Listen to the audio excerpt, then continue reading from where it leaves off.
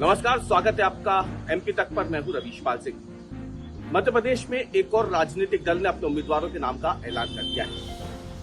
कांग्रेस नहीं है, लेकिन वो दल कौन है? ये दल है आजाद समाज पार्टी, यानी भीम आर्मी की राजनीतिक शाखा। चंद्रशेखर रावण की पार्टी भीम आर्मी, उसकी जो राजनीतिक शाखा है आजाद समाज पार्टी, उसने मध्य प्रदेश की 6 विधानसभा सीटों के लिए उम्मीदवारों के नाम का ऐलान कर दिया है। और इसमें अगर आपको देखें तो 2-3 ऐसी महत्वपूर्ण सीटें हैं जो जहां से इस समय शिवराज सरकार में मंत्री है। उन विधानसभा सीटों से सबसे पहले नाम सांवेर का है। सांवेर एससी सीट आती है और आपको बता दें कि यहां से आजाद समाज पार्टी ने उम्मीदवार खड़ा किया है। फिलहाल सांवेर विधानसभा सीट से मध्य प्रदेश में शिवराज सरकार के मंत्री तुलसी सिलावट इसी विधानसभा सीट से विधायक आते हैं।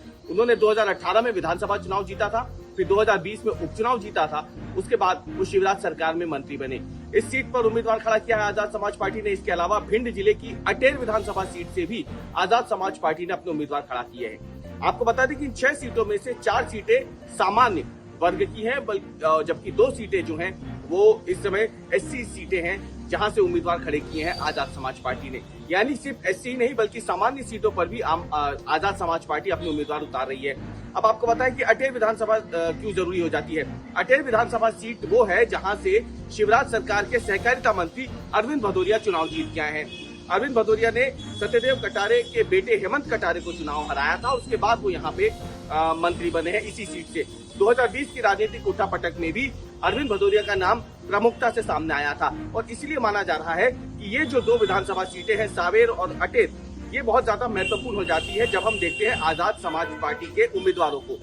जो सीटें हैं उनमें दिमनी का भी नाम है, उनमें मुंगावली का नाम है, बुरहानपुर का नाम है। अर्चना चिटनीस बुरहानपुर से रही हैं और कुल मिलाकर के देखा जाए तो ये बताता है कि किस तरीके से अलग अलग हिस्सों में, देखिए ग्वालियर शिवपुरी संभाग की बात करें तो अटेर से उम्मीदवार उतार दिया है, मुंगावली से उम्मीदवार उतारा है।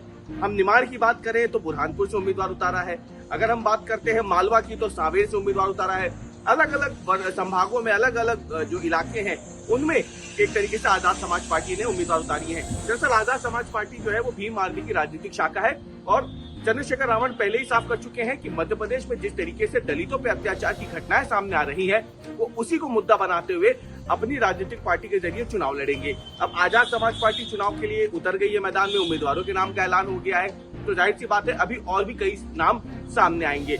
लेकिन इतना जरूर तय है कि दलितों को लेकर के मध्य प्रदेश में इस समय जो जबरदस्त सियासत चल रही है, उनके ऊपर जो उत्पीड़न और अत्याचार की खबरें लगातार सामने आ रही है, सिर्फ प्रमुख विपक्षी दल कांग्रेस ही नहीं बल्कि अब दूसरे राजनीतिक दल भी सामने आ रहे हैं दलितों के ऊपर जो अत्याचार हो रहे हैं उसको मुद्दा बना करके चुनाव लड़ने के लिए। और इसमें आजाद समाज पार्टी का उतरना कहीं न कहीं जो दूसरे विपक्षी दल है उनके लिए नई चुनौती जरूर खड़ा कर देगा।